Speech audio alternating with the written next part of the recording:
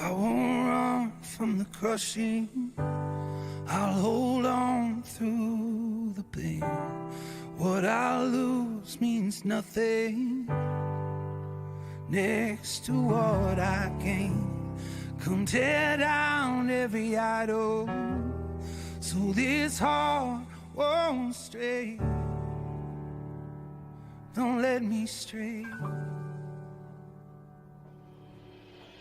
I just wanna be your sanctuary, a dwelling place for grace and mercy. Keep sifting me till. Good morning, everyone, and welcome all.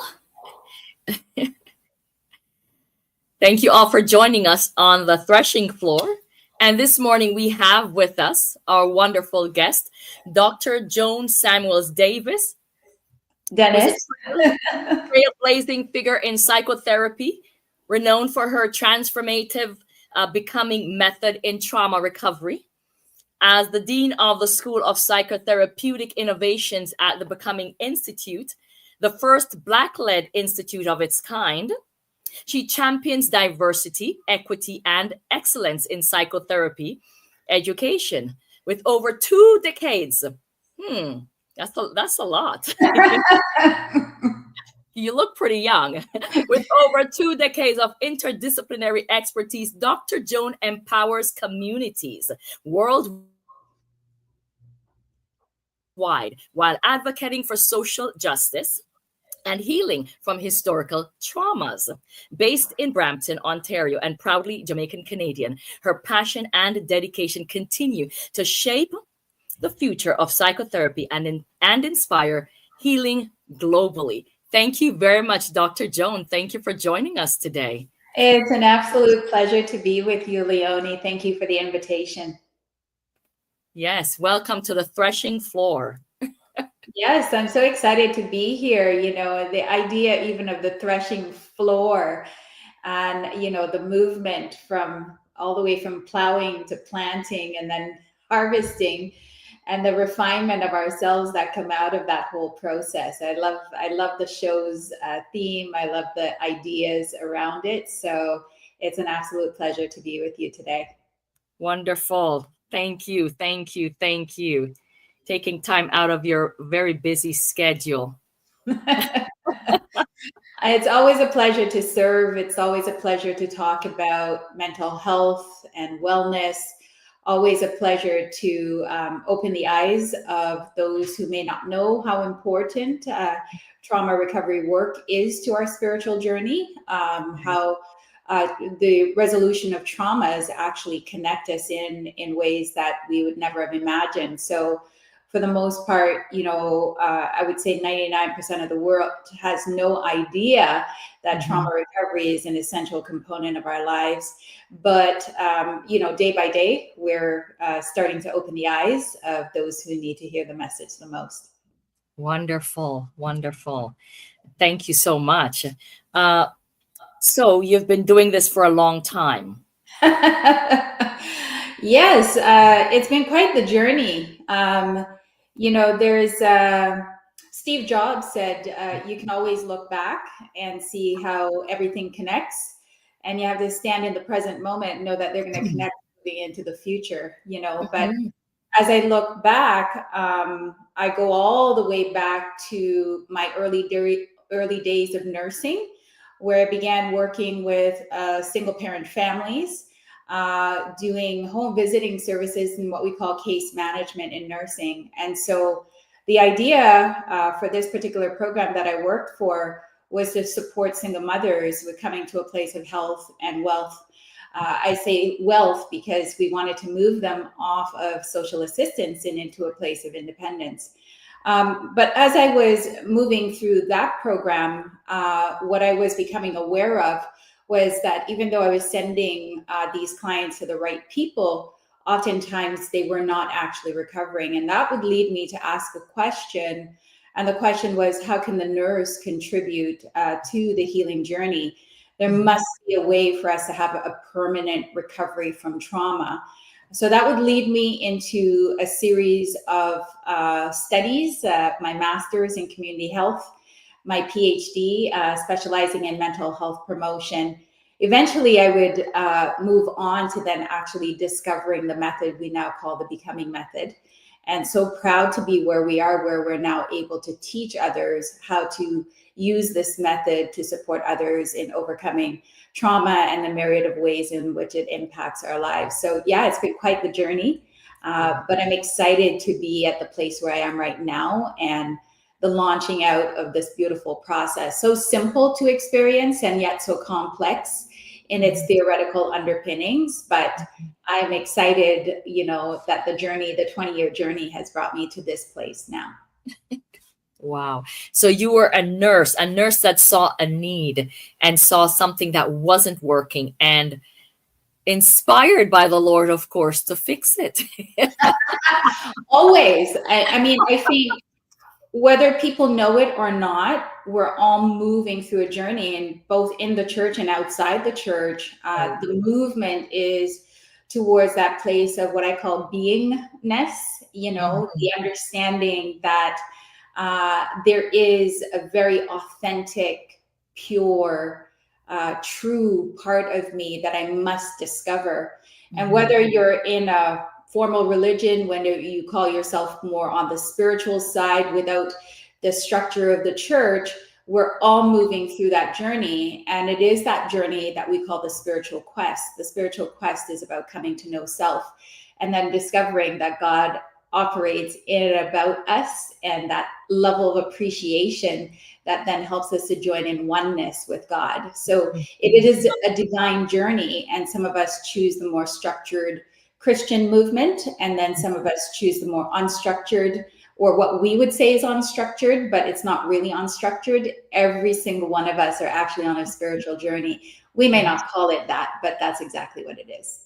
Okay, because we're spirit beings. That's right. From the very beginning. From the very beginning. Very beginning. Yeah. Yes. Wow. So, with all your wealth of knowledge and experience, give us a simple definition of what mental health is like. Because you decided to specialize in trauma based on seeing the need for recovery and healing.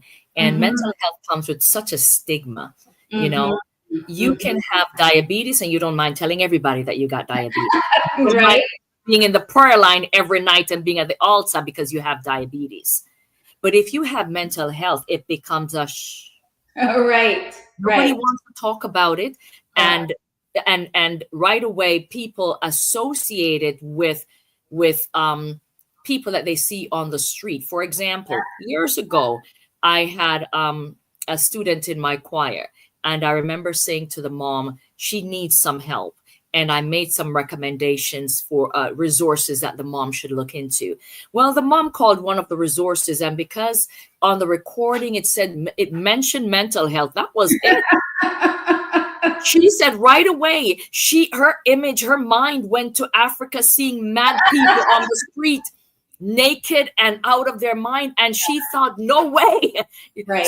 So right away she pulled back, and I thought, oh my goodness, the stigma is so strong. But later on, things moved in a direction that forced her to recognize the need for help. So it is such a stigma. But tell us first of all, define mental health for us. Or is it mental health or mental illness? Well, I like to give like a broad definition of trauma, because trauma has a number of responses, and mental health or mental illness or mental disturbance is one aspect of traumatic response. So for a trauma, if we begin there and we define it, a trauma is not about the event itself, because it could be something that is not quite alarming for some people. And then for other people, it could be quite alarming. So best way to think about a trauma is that the trauma itself is defined by my response. So if there is no response, if I am tolerant or I can maintain a level of balance when I experience something, then I have the tolerance that I need, and then it doesn't become traumatic, right? But it is traumatic because it overwhelms the system. And so when I say the system, I mean holistically the system that we are. We are what we call body. And so the body is overwhelmed and our cells actually become intolerant. And then the mind is overwhelmed. And so our thoughts move into a place where it becomes intolerant. And I can define what that might look like. And then, of course, there's on the spiritual and the soulish level, we become intolerant. So on the spiritual side, we step from our being position of love and we step into what the non-being position is, which is fear. And so there's that movement in all of these realms to this thing that we call a trauma. So then there are responses like diabetes. So it takes a while, but diabetes is really about inflammation. And when you think about inflammation, think about every cell in your body being on fire. And then another way we think about that is rage. So if something has happened to me and my response is just to kind of blow up, or most people say, I see red, or my response is to become inflamed, then the body then accelerates a movement into that inflammation. The mind accelerates a movement into that inflammation. And of course, there's the spiritual inflammation as well. So one of the things then that would, articulate, if you could, a one-word definition of mental health is tolerance, because when we repair the response, we're building thought muscles, we're building cellular muscles, we're building spiritual muscles that bring the person into that place of tolerance and balance and strength in order to just be no matter what is happening in their lives. Does that make sense? Yes. Yes. Yes. I noticed that people are quick to say, oh, I've been traumatized. And I started getting very annoyed because I said, well, everything traumatizes us these days. Well, what the person is saying is, I am not able to tolerate what I just experienced. So, when they say I'm traumatized, it's really the triggering of the memory usually.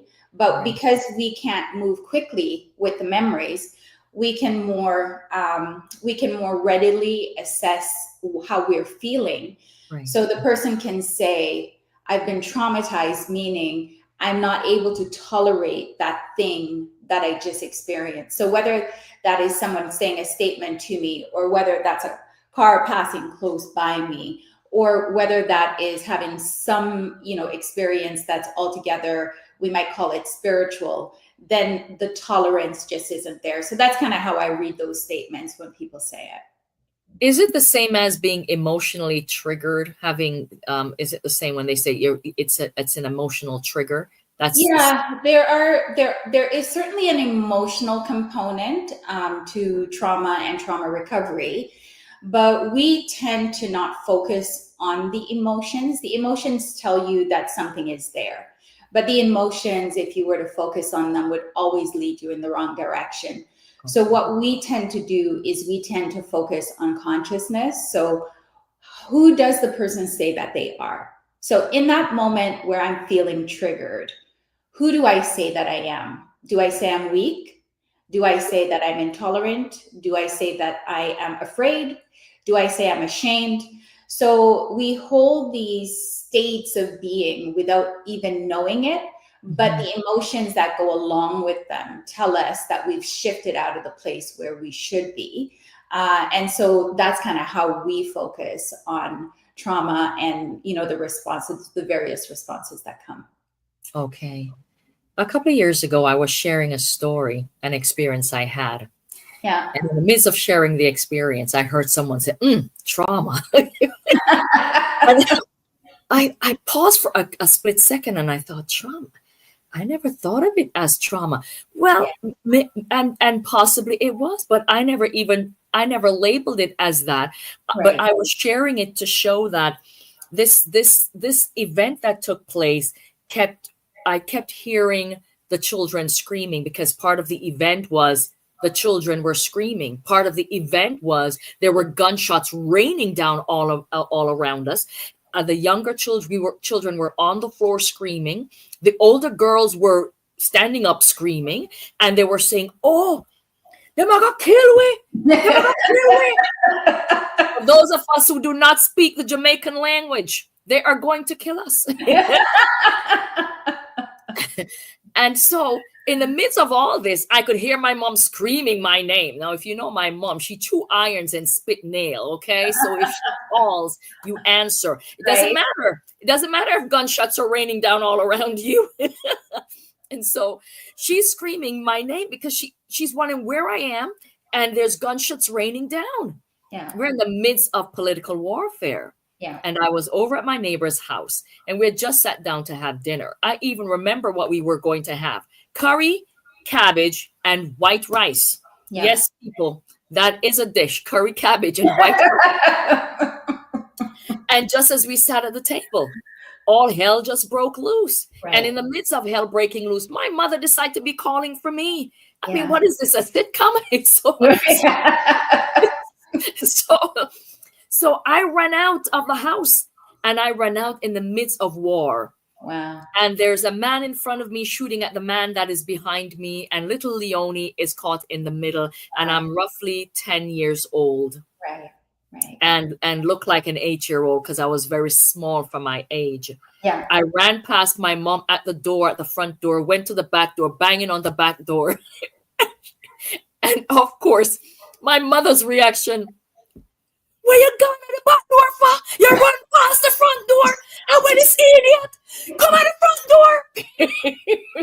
So, English version: why did you run past the front door and went to the back door? Come to the front door. You're an idiot. So,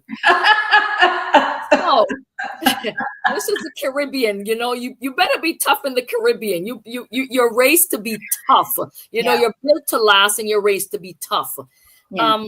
But for years, and I it's not that I had forgotten the event, but for years, I would wake up hearing screaming children, like from a horrible recurring nightmare of children screaming. And I would at times would hear bang, and I would jump out of my sleep, the sound of gunshots. So I was sharing how one day, out of the blue, a revelation came. The Lord just revealed it to me that this is where this is coming from, because I was saying to him, what is this? Why do I keep experiencing this? Who are these children that are screaming like this? Why do I keep hearing a pow sound? What is that? And the revelation, the understanding just came. And with that, I never again experienced it. Yeah. Just the awareness, it takes away the, the powerful body kind of responses that we have. So you have the auditory, you're hearing the gunshots. Right. You're then having this really powerful imagery of the children, but then you have the auditory again, the screaming. You have the running, the calling. So a lot of symbology that's here that would need to be picked up on. But the symbology, I am unsafe, but in the lack of safety, my mom is the one that anchors me. So if she calls, I run. But then there is the inattention to the fact that she's present and right there at the front door. Yes. And then the movement into danger. So you will find that one of your patterns might have been, there's a safe anchor that you could pay attention to and immediately go to, but you'll actually not be able to see that safe anchor, and you'll actually run into the dangerous place, and then you have to find your place of hiding. So it's also interesting that you go to the back door versus the front door where your mother is. But that might be a pattern that you'll notice in your life, that you always go to the back door versus the front door. That could mean even as you meet people in life, you'll go to their back doors to introduce yourself, as opposed to coming to the front door where there's an actual place of safety. So those things are all embedded within that traumatic moment. And until you come to the awareness of all of the symbology that is in that trauma, you'll continue to repeat parts of it until you see the full picture, and then all of those patterns end. That pattern will then go into your business life. It will go into your personal life. It'll go into all aspects of who you are. It will even go into how you approach health and healing. So you might always go to the back door. But when you realize, hey, I've been going to the back door for a lot of stuff, and I don't have to do that anymore, you know? So then you come to the place where you recognize, oh, I can actually go to the front door. I can knock because it's safe, and someone is here always who is my anchor and my place of support. So once you then capitalize on all that is present in that imagery, and there's probably so much more because you only told me parts of the story, but what we do is we go in search of, okay, what are the nuggets of wisdom that are actually embedded in this moment? And how do I now, you know, it's a process of digging or finding. How do I actually seek and find the nuggets of wisdom that are actually here for me? And now how do I end the loop, the movement to the back door and then the coming back? How do I end that? How do I end the danger and the sense of being unsafe? And then you'll find that children often represent ideas. They represent a state of vulnerability. They represent a state of being true. So in all the ways that the children are represented there, then you would have to actually find them. And as you figure out which representation of the children is here. So if you have an idea, do you go to the back door, or do you come to the place of safety and actually know that you're safe? If you are creating something, do you go to the back door, or do you come to the front door? So it will play out in so many different ways in your life. And I'm sure as I was talking, you could relate to some of them and probably even expound on others. But, you know, that's what I see in that one little moment that you described. Wow. Amazing. Amazing. Wow. Thank you. Yes, I can relate for sure. Absolutely. Yes. And it's the thing is, I never thought of it as trauma, and Right. it's Right. I never even knew there was such a word at the time. Trauma, Right. the word trauma really just became a word for me in very recent years, you know? Yes. So yes. And But most of us don't, right? And yes. in fact, I've been very purposeful in using the word trauma because we tend to always want things to come to us very gently. And so if something comes to us in a very abrupt or very obvious way, we tend to run from it. But I've been very mindful of the fact that the things that we fear are actually to be looked at more closely. And so rather than running from it and saying, oh, well, I'm going to adjust my language or those sorts of things, I simply ask the question, what is it that we're so afraid of with the word trauma, right? Like everything that comes to us in this life has a wonderful purpose in mind for us. And so we always want it to look pretty. We always want it to look like, you know, something out of a nice movie. But the truth of the matter is sometimes the moments that wake us up to who we are and how powerful we are, it's kind of like we sometimes need the alarm bell. And there's a purpose for trauma in each of our lives and in our spiritual growth. So it's important for us to begin to embrace that. And then rather than being afraid of it, just be curious of what's here for us now. Yes, yes, yes. Wonderful. Thank you. Thank you. So my next question for you is why is there such a stigma around mental health? I think because we haven't framed it as trauma. I think, you know, as you said, we can talk about diabetes, but for some reason, when it comes to that inner thought world, we see madness and we are afraid of it because if there's madness that's present, then I cannot function at all. The challenge has been also, well, why do we see a moment of madness as permanent and absolutely the lowest place where we could be, right? So there's that judgment and that criticism that goes along with that. But it's also sending a message that somehow we're responsible for the responses that we have to trauma. And the truth of the matter is that we're not. So one of the simplest examples I can use is this. When I experience a traumatic moment in my life, when all of us experience a traumatic moment in our lives, the body chooses how to respond. And one of the first things you'll notice when we're distressed, and that's what trauma does, it causes a level of distress to a point of overwhelm. When we experience that, the first thing that we will desire to do is speak to somebody about it.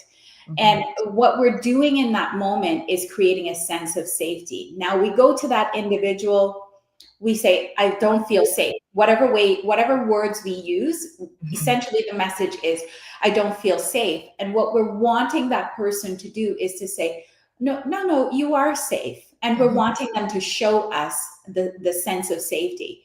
Now, if we continue from one person to the next and don't get the results of feeling safe, the next thing, and some of us can't in the moment of a trauma talk to somebody else, the next thing that we want to do is to actually run. So I feel unsafe. I must now go to a safe place. And so we run to that safe place. You ran to the back door, right? And so now the next thing is, if we cannot run, if we are confined in some way, the next thing is to fight. So that means physically, with my words, with my body, I begin to express that I do not desire this thing. And so we then begin the physical fight or the verbal fight. But if we cannot have access to any of these, the body then chooses to shut down. So that means you curl up in a nice little ball, you wait for whatever you think is dangerous to actually leave. And then you can come out of the coil, is what I would call it. So what we tend to think is that we have control over this process. And so then we think to ourselves, well, if in a situation somebody begins to gossip, then I must tell them they're wrong, because gossiping is not the right thing to do. And so we control people's behaviors or judge their behaviors in that kind of way. And then if the person runs, then we say, well, why can't you stay present? Like, why do you keep running every time there's a difficult conversation? Or if the person fights, then we say to them, well, you're a fighter and it's not right that you fight in every situation. And then if the person shuts down, well, then we blame them. How could you be so weak? Why can't you speak in the moment when you need to? Why can't you act in the moment when you need to? And the truth of the matter is, that whole process is staggered, and then it becomes a default. So if I gossip, that was my coping mechanism. If I run, that was my default coping mechanism. If I fight, that was my default coping mechanism. If I shut down, that is simply my default. And there is no need to judge any of it, because it was selected in that first moment of trauma for us to survive.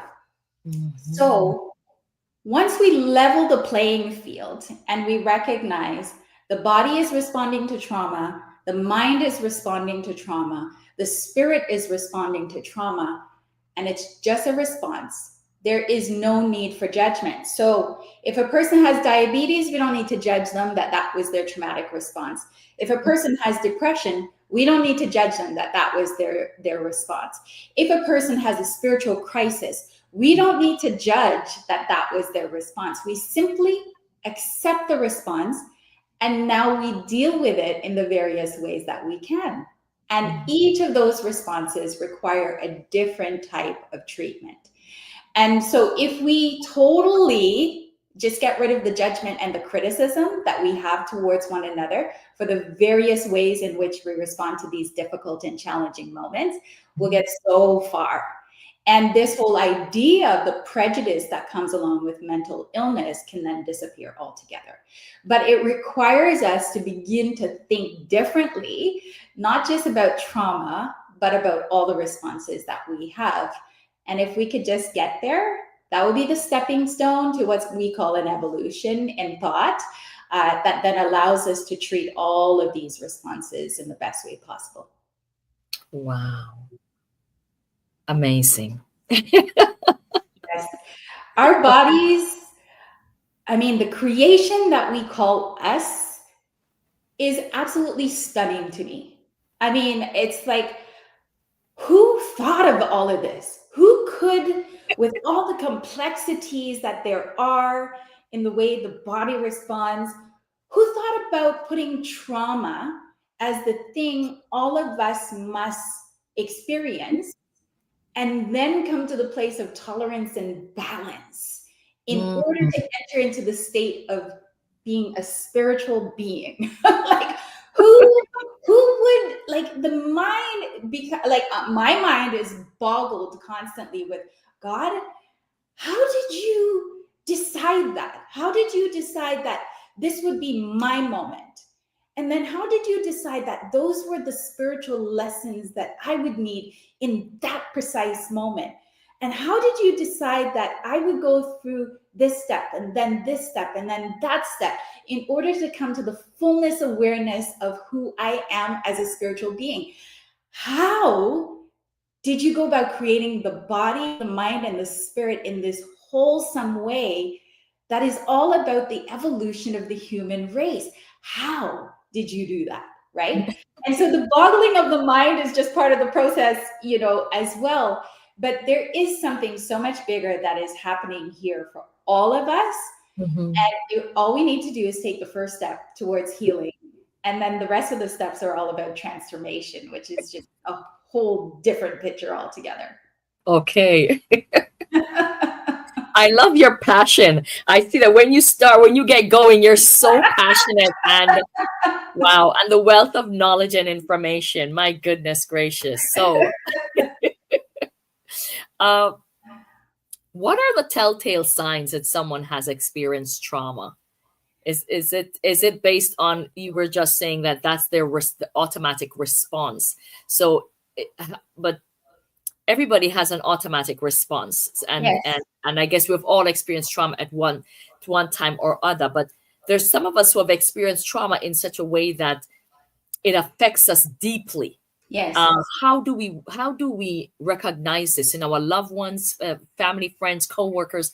How do we recognize this, and then what do we do? Yeah. You'll recognize that someone has experienced a trauma because they will shift. You'll actually notice that their personalities shift. So all of a sudden, you will notice that they don't communicate in the same way. They understand the world in a slightly different way than before. Maybe they're more quiet. Maybe they're more feisty. Maybe they're, just always screaming, I don't feel safe. I don't feel safe, in whatever ways that they do it. So the primary thing is a sense of loss of safety and a sense of loss of being connected. So someone who separates themselves, someone who becomes very lonely and isolated, someone who's all of a sudden not able to communicate in the way that they used to communicate. Certainly there are more significant symptoms that we can, address. But for the most part, it's the shift in identity that we first want to notice. And then that shift will then, the person will constantly speak about their sense of safety, but they might say it in words like, I don't feel comfortable. I don't want to be with people anymore. They might say things like, I don't feel safe going into that particular place, or they might say, leave me alone. So whatever language it is that they're using, once you notice the shift, the trauma piece now needs to be taken care of. Right. Wow. And so how would I handle something, a situation like that? So let's say, for example, that happens to my cousin, and what do I do? Yeah, the first thing is to really just have a conversation with the person. And you could start the conversation like, are you feeling safe right now? Okay. It's a simple, because then the person has to think, well, what do you mean by feeling safe? Right? And it positions the conversation in a totally different direction than, are you feeling sad right now? Right? So, but if you ask me, well, Joan, do you feel safe right now? Then I can say, yeah, I feel really safe. Or no, I feel completely unsafe. And then you can say, well, can you tell me what that looks like? And then I can describe for you. People are always talking about me. People are always angry with me. I feel like no one accepts me for who I am. Like I'm not safe being me, right? So whatever the person has to say about that, then the conversation can continue. Okay, so how about we get you feeling safe again? And one of the ways in which we feel safe is by having people around us who also feel safe. But the next thing for the person who has experienced a trauma is to then actually begin to dialogue about what makes them feel unsafe. So when we talk about our therapeutic process, we divide it into 3 segments. The first segment is truth telling. The second segment is forgiveness, or what we call conscious forgiveness. And then the third segment is on reconciliation. So if I'm feeling unsafe, I'm now going to enter into a safe space with a therapist who can create that sense of encouragement, non-critical, non-judgmental kind of atmosphere, and welcome me in to speak the entirety of my truth about that experience. Once I begin to speak that truth, there's a whole different level of awareness that comes about that experience. And then because you have somebody who knows how to actually then ask you the right questions to then get you to the place of awareness, well, it goes well for you. But if you're dealing with untrained family members, if you're dealing with people who might spiritualize the experience rather than see it for what it is, then you will get a misinterpretation of the experience. But if you have a good guide, if you have somebody who knows how to help you process the narrative and the story that you've created about your lack of safety, well, then it moves in a whole different direction much faster. The second phase, which is forgiveness, is really about releasing the pent-up emotions connected to that experience. Once you speak the truth, you now must release the other individual who you suppose caused you the harm, but you must also release yourself from causing you the harm. And there's a whole bunch of things that go into that. The final phase is about returning home. Reconciliation is about restoring a friendship. It's about coming back to a place where you accept your togetherness. It's about recognizing that I must come back to myself, because in my state of feeling unsafe, some of us hide, some of us disappear, some of us going into an identity that is not us. And so what we want to be able to do is to befriend the self again. We want to be able to come into a place of restoring that friendship with ourselves, connecting completely with who I am. And that returning home is the final stage of what we call the healing and transformation process. So it happens that you can use a variety of methods to speak your truth. You can use a variety of methods to do forgiveness. But one of the things that most people will miss with forgiveness is they think it's emotional, but it's really about connection. And so the next phase, which is reconciliation, most people will think, well, I need to go reconcile with other people. I need to go reconcile with God. Certainly that's part of the process. But the person you are reconciling with is yourself, coming back into the place where you know yourself as that loving, powerful, disciplined, clear-headed, intelligent, tolerant, loving, and trusting individual that you are. The return there is what we call reconciliation in our practice. Okay. Wow. So you said forgiveness. Yeah. And that is so hard for so many people. Because we don't know how. We don't know how. We don't know how. It's an easy process. But because we center it in emotionality, it can become hard. We take it out of the emotionality and we put it into a whole different space. If I'm doing a forgiveness, I must look at the person that I think has caused me harm, and I must eventually come to the awareness that this person has not caused me harm.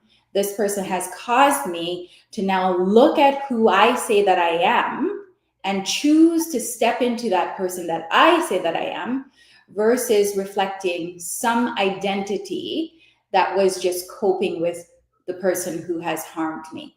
So every person is a test. They come, they show us the fears that we have within ourselves, or they show us the love that we have in ourselves. And sometimes, in fact, both, in all times, they're showing us both.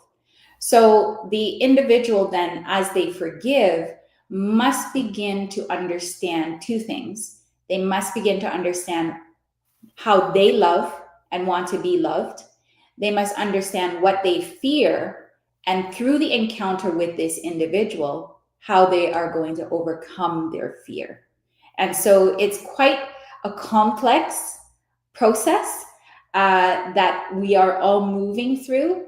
And I believe it is only now that we have the ability to connect the knowledge from a number of different fields of study in order to actually use this to mobilize humanity in a completely different direction. Mm-hmm. Wow, wonderful. Thank you. So another thing that got my attention is the transgenerational or intergenerational trauma. Yes. Could you speak to that, please? Yeah, we are now, 30 years into studying, into a field of study. Maybe it's a little bit longer, but the field of study is called epigenetics.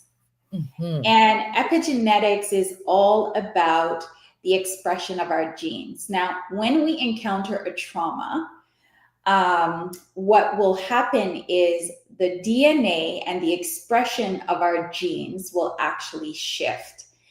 And so what that means then is that if I have children, that shift in the genetic expression then goes on to my children.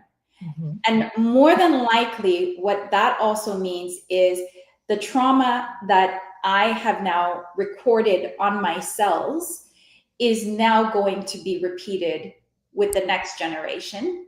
And if it is not resolved, it will be repeated with the next generation and the next generation after that.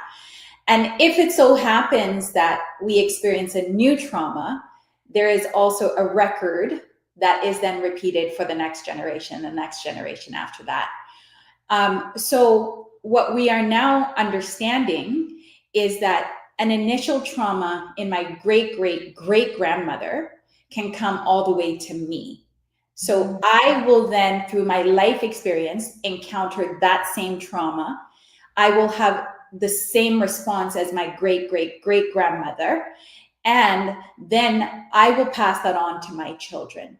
But if I do my healing work, within 1 year, the cells regenerate, and that marker, that particular signature of trauma, is no longer with my cells. So then if I have a child, that is no longer passed on to them.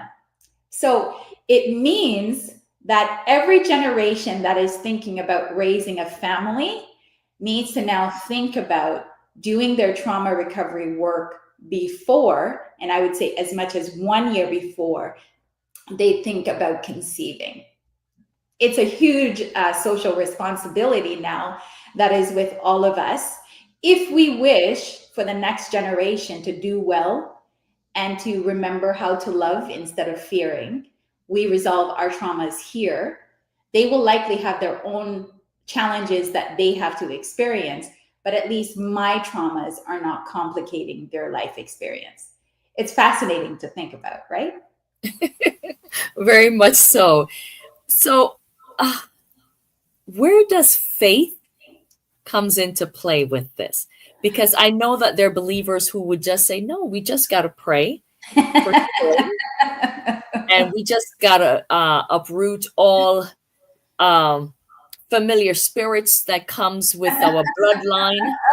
Yes, yes, yes. I mean, there is, so there's two aspects of ourselves that then introduce the spiritual element, right? So a lot of us, and I grew up in church, right? And so, believed in the power of prayer and still do. And I think, the one thing that can heal us really rapidly is prayer. But the other thing that heals us really rapidly is forgiveness. And forgiveness is the most spiritual thing one can do, right? It requires a sacrifice. I have experienced this really hard thing. And my sacrifice is I let it go, right? My sacrifice is I'm not going to stand here saying to that person, you have a debt to pay, repay it before I move on. No, what we say is the debt is already paid. And I'm going to take from this circumstance whatever it is that I need in order to evolve myself and move into my highest version of myself, which is spirit, right? It's just we've been using prayer and songs and whatever else it is that we think bring us into this place of being more spiritual. But if we then looked at what Jesus did, right? The ultimate was the sacrifice. Yes, he taught, yet he forgave people. But the one thing that he did that then shifted the atmosphere for all humanity was made the ultimate sacrifice and redeemed every single one of us from having to do that same thing again. So now our forgiveness is the one way that we mirror Christ and then move into this place of knowing ourselves on the deepest level, which is what spirituality is anyways. So as we move through this journey, one of the repairs that we have to make is to what we call the soul aspect of ourselves. We now understand that the subconscious mind is the soul. At least it's our soul. And so the subconscious mind is the eternal part of us. It has memories that go to my great, well, maybe all the way back. But it has memories because of the generations that have gone before me. It also has patterns that it has developed, beliefs that it has developed, and identities that it has created in order to cope. So what we say is the part of us that actually needs salvation is the subconscious mind, because the subconscious mind can be the ruler of everything that we do. You could be sitting in church and your subconscious mind is operating anyway, so why deny it? And so what we need to be able to do is to actually then put the subconscious mind in the place where it belongs. What we call the God mind or the superconscious mind has to now come to the present so that it leads everything that we do. So as we move through our life journey, and I'm getting really theoretical or philosophical here now, but it's really that as spiritual beings, there are these very simple things that we do in order for us to realize ourselves as spirit. So my subconscious mind will get in the way. It will impose all of these ideologies, these identities that prevent me from realizing that I am a spiritual being. But part of the journey is the salvation of the subconscious. It must end all the habits. It must give up all the identities. It must recognize that it comes second to the spirit. And so that's part of the process that we all have to move through, and how I've come to understand that as we develop spiritually and form ourselves spiritually, that's the process that we're going to move through. Okay. Wow. Wonderful. So we're almost at the end of our show. We have almost 5 minutes, and that went by super, super fast. My goodness. I'm sure you're all enjoying listening to Dr. Joan talk to us about trauma. Final thoughts. And before you and after you share your final thoughts, I would like for you to talk to us about your institute that you have, the Becoming Institute, and the 1-year program that you have starting in January. Yeah. Yes. Absolutely. You know, I'm in the process of writing an article right now about the Becoming Method. And I kind of had to think about, how do I explain this to people in a way that they can easily grasp, right? Moses went up the mountain, and I know we think it's a physical mountain, and it was, but it was also a spiritual mountain, a discovery. And if we're to think about the mountain, sometimes we want to make a path to the top of the mountain, and we think it's a very linear, I'm going to go up, right? But if we're to think about this life journey, the path is really a circle around the mountain, and the circle goes higher and higher every time. And then at the very top is this smaller circle. And if you were to take the mountain and now squash it, it would be just a circle that's, you know, on the ground. And at the center of that circle is the thing that I've been searching for, right? I've been searching for me. I've been searching for God. I've been searching for a divine connection. I've been searching for love. And what we're going to recognize as we go up the mountain is that sometimes my path, it's not like it's wide. Sometimes it's very close to the other path that I traveled just below. And I can take a look and I can see, oh, that's where I've been coming from. But we can also look to the top of the mountain as well and see, oh, that's where I need to go, right? So the center point that we all need to go to is self-knowing, God-knowing, recognizing the oneness that there is in that center of the circle. Because eventually we must, if we're spirit and God is spirit, we must come to the place of oneness, where I recognize that God and I, we're not separate. We have been together since the very beginning, and we will remain together to the very end. So that unity that we're all seeking eventually comes as we move to the top of that mountain. And we will never understand God. We will never be able to see God in the entirety of who God is. But this is the quest that we're all on. Some of us are pursuing it. Some of us stalled on the mountain. Some of us decided to turn back. But some of us are progressing around the mountain and going to that very, very spot where we need to. And so what we say is there's about 4% of the population that will actually go up the mountain.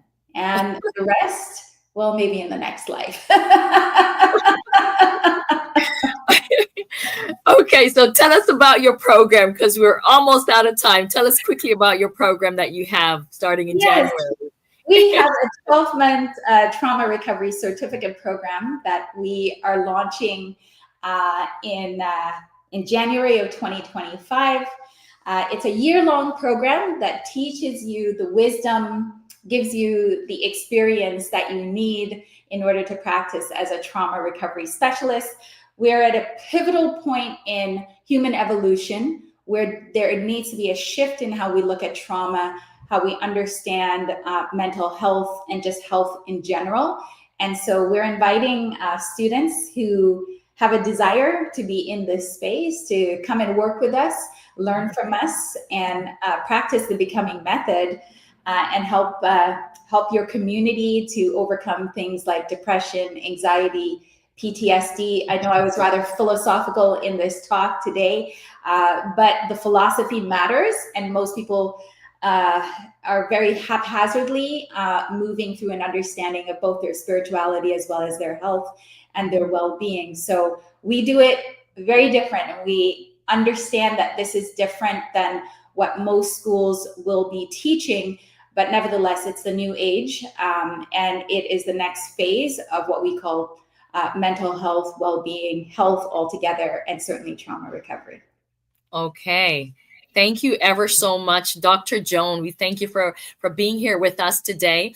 And for those of us who are normally our regular viewers, yes, Darryl Weinberg is not with us today. He's in Africa. He's gone there on a mission. Please remember that he is in need of help. So remember to go to Messianic. It's called A Light to the Nations, and you go to the donate page, okay, and you can assist with the building of the well. So he's trying to raise money to help to build the well. So please, everyone, remember to check that out. It's ALTTN Messianic.com/donate. Thank you once again for being with us today. We hope to see you again next week, Sunday, same place, same time, on the threshing floor. And thank you once again, Dr. Joan. We hope to have you back. Absolutely. Have a great week. Shavua Tov.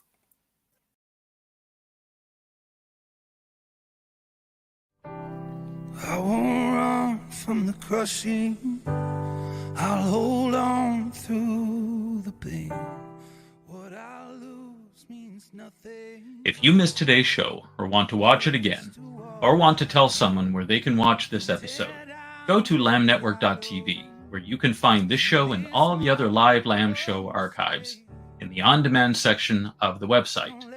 Thank you for watching, and don't forget to tell someone about the Messianic Lamb Network. I just wanna be your sanctuary, a dwelling place for grace and mercy. Keep sifting me till everything is on the threshing floor.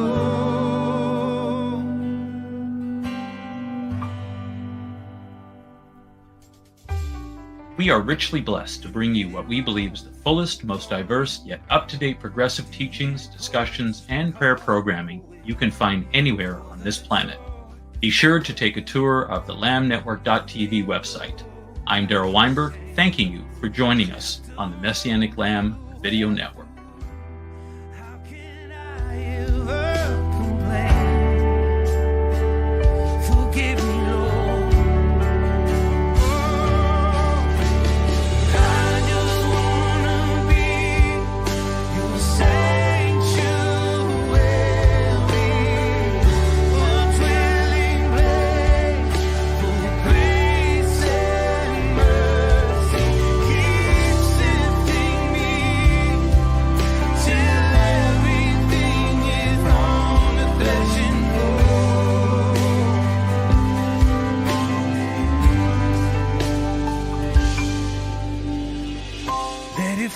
Let it fall on the threshing floor. Everything that's between you and me, Lord.